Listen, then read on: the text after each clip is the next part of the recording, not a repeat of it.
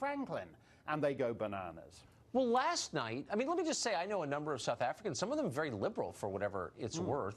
I've never met one who will defend the government in South Africa. It's corrupt. It's clearly racially motivated in the way that it acts.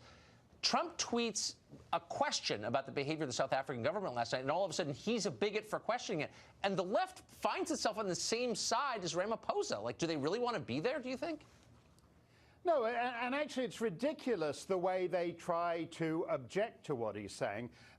You know, some of the people who didn't like either your report or the president's tweet were saying, oh, well, you know, farm killings are at a 19-year low in South Africa. The fact that farm killings is a category in South African crime statistics tells you what's going on. And just for the record, even as they're tweeting this rubbish, just last night, a 70-year-old woman was beaten to death on a South African farm. And they lie about those stats. I mean, the idea that we take the stats, the politically charged statistics released by the South African government at face value, oh, well, I'm fact-checking with their statistics. Like, what are you, a moron? I mean, that's... No credible social scientist would take that at face value, obviously. No, no. And actually, you should always listen very carefully, Tucker, when someone's telling you to shut up. Because that's what the left is doing. Ann Coulter was on your show a couple of nights back. Ann gets a bit twitchy because the president isn't doing more, as she sees it. But in fact, actually, by talking about these things, by actually saying it's necessary to expand the conversation and not let yourself be shriveled into the tiny little corner of things that the left will permit you to talk about, that's actually quite important. MSNBC and CNN just think we should, they talk about celebrating diversity, but in fact they want to enforce homogeneity. We're only allowed to talk about the same things and only allowed to have the same perspectives on the same things too. And God bless the president for occasionally wanting to talk about something MSNBC doesn't want to talk about. Exactly. Shut up and obey. That is their program. Mark, thank you for that. Insightful as always. Thanks a lot, Tucker. So we just said last night on the show, we highlighted what is a remarkable and very sad story. More than a quarter century after the end of apartheid, South Africa once again becoming a place where an entire group of people is targeted for discrimination and violence on the basis of their skin color.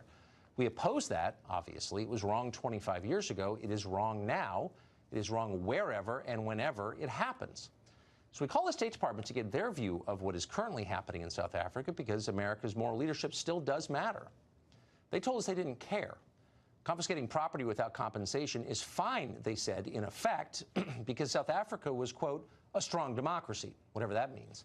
Pretty shocking. We're not the only ones who found that answer hard to believe, by the way. The Washington Post insinuated today that we made that up. Unfortunately, we did not. The president saw our segment last night, and he tweeted this response to it, quote, I have asked Secretary of State Pompeo to closely study the South Africa land and farm seizures and expropriations and the large-scale killings of farmers. We should say that we did talk about the land seizures on the show last night. We did not address the killings that he referred to. We did mention the threat of violence. But in any case, today, the State Department elaborated on the president's tweet. Here's part of it. I should mention that the expropriation of land without compensation, our position is that that would risk sending South Africa down the wrong path. We continue to encourage a peaceful and transparent public debate about what we consider to be a very important issue, and the South certainly do as well. So, I mean, that was kind of tepid, I guess. It's not going to solve the problem, but it's basically good news. Pushing back against racial discrimination is always worth doing.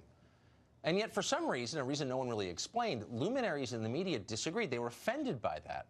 In an Orwellian turn, various news outlets suggested it was somehow racist to oppose the racist policies of the South African government, even Nazi-like. Watch. He goes to race.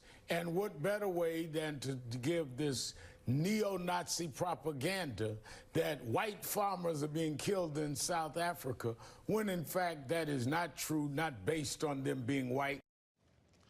So show that clip to anyone who knows South Africa, who lives there, and see how they respond. They'll laugh bitterly. It's ludicrous. It's a lie. The president of the country, Cyril Ramaphosa, has pledged to change South Africa's constitution in order to legalize the seizure of property without compensation. That's currently being debated in the parliament in South Africa. Even now, the government is trying to confiscate 2 game farms after the owners refused to sell at a fraction of the market price. Everyone in the country understands what these are. They're racial attacks. Okay, say defenders of the South African government in this country, But previous generations in South Africa, under the apartheid government, also seized land on racial grounds. And by the way, that is absolutely true. They did do that. And it's one of the reasons that so many decent people in this country and around the world opposed apartheid. Apartheid was awful and wrong. Things have changed, though. Now our elites endorse the idea of a racial spoils system. And that's the scariest part. It's formless that whenever the corrupt and incompetent government of South Africa is doing. Our ruling class now believes in collective punishment. That is the opposite of justice. Nobody is alleging that individual farm owners in South Africa stole their land. Instead, the claim is that people who resemble them did, and that's enough. Our elites see no problem with that standard. That should worry you a lot. If you got mugged, how would you feel about imprisoning someone who just happened to look like the mugger? How about the mugger's children? Should they be punished too? If those sound like insane questions, that's because they are insane questions. In the West, we punish only the guilty. We do not punish their descendants or everyone with the same hair and eye color. For more than 200 years, pretty much everybody in America agreed on those terms. Now, the people who run our country aren't so sure. Increasingly, they think that generational guilt seems like a fine standard. But where does that end up? For a preview, let's go back to South Africa. Julius Malema is the leader of the country's third largest political party. He's one of South Africa's most famous figures. Here's what he said 2 years ago about murdering people on the basis of their skin color. Watch this. I don't know what's going to happen in the future. I'm saying to you, we have not called for the killing of white people, at least for now. I can't guarantee the future. Yeah, but I mean, you'd understand somebody watching that, especially as it gets shared on Twitter, they freak out. It sounds like a genocidal call. Cry babies. Malema hasn't become any more moderate. He's become more radical, and not coincidentally, he's become more popular. Here's Malema just a few months ago.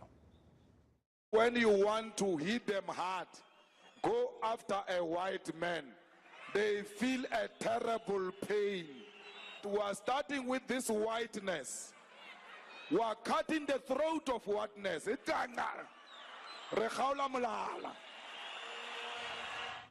Malema, by the way, is not a fringe figure in South African politics. He's a pivotal figure in South African politics. He saw the president's tweet last night, and much like the Washington Post, Malema was offended by it. Notice how he makes certain to blame Jews for good measure. Watch this. This is from today. Donald Trump is not saying anything we have not heard from white people. There's a group of white right-wingers who are being trained by Jews in Pretoria to be snipers. Only death will stop us. Not Trump, not poverty, not sanctions. That right there is what our ruling class is now defending. It does make you wonder about their motives. Christian Whitten is a former State Department senior advisor under Presidents Trump and George W. Bush, and he joins us tonight. Christian, great to see you. Good to see you. So there are many levels here. South Africa is the most modern, really the only really modern country in Africa. It's a great country. It's worth helping them not slide into Zimbabwe territory. But there's also a moral level. Why is it so hard for the State Department to say, no, that's wrong, we're not for that? Yeah, you have clientitis here, and this happens in what we call the regional bureaus at the State Department. You have an East Asia bureau, in this case an Africa bureau, and too often they end up representing the interests of the government, the foreign government, to us, as opposed to their real job, which is to represent our interests to them. You saw that in the original statement out of the State Department, very weak, defending South Africa and completely glossing over the murder happening there. Why would, I mean, look, anybody, one of our producers is married to a South African, South Africans working here, of all political backgrounds.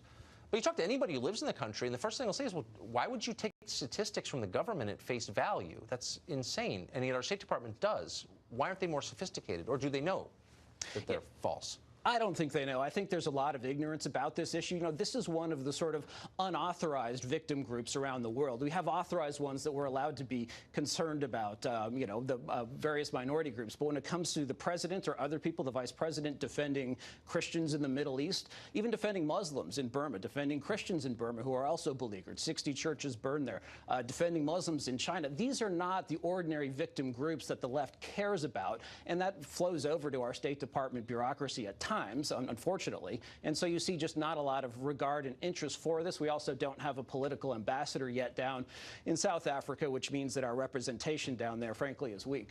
Yeah. And by the way, just to be totally clear, I'm very wary of getting too involved in the internal dealings of any country unless it directly benefits the United States. So I'm not calling for any dramatic action, but people do listen to what our State Department says, and it seems like it would just be low cost to say, the United States doesn't think that you should punish people on the basis of their appearance. Also, we can just tell a very, very topical historical lesson, if you will, and we can, without anything with the military, with intelligence, just be honest about this. What's going on in South Africa right now happened next door, nearby in Zimbabwe. Right. Beginning around 2000, Robert Mugabe going after white farmers there. The same stuff where it's a combination of political intimidation and then violence by thugs. They push more and more white farmers out. That actually has led to food shortages in Zimbabwe. It became the poorest country on planet Earth for a while because of that. So is the president, do you think, going to keep up with this issue, or is it the criticism, do you think, going to slow him down? No, I think that, across the board, the president has been very good about some of the forgotten people, not only here in the United States, but people who around the world are beleaguered. I mentioned Christians in the Middle East. Really, no one from Trump speaking up for them. Not Hope, not anyone like that. I think you're going to see this, and Pompeo has been, by necessity, very focused. North Korea, Iran, Syria. Right. This is, as I point out, not an area where the U.S. state was brought to his attention. We're actually doing the show with Marco Rubio on Muslims being persecuted in China, because it's not. And I know the reaction is, oh, this is tribalism. It's not, actually. There's a principle here that's worth defending, and we're going to continue to, and I hope the president will. Christian Whitten, thank you very much. Thanks, Tucker. Great to see you.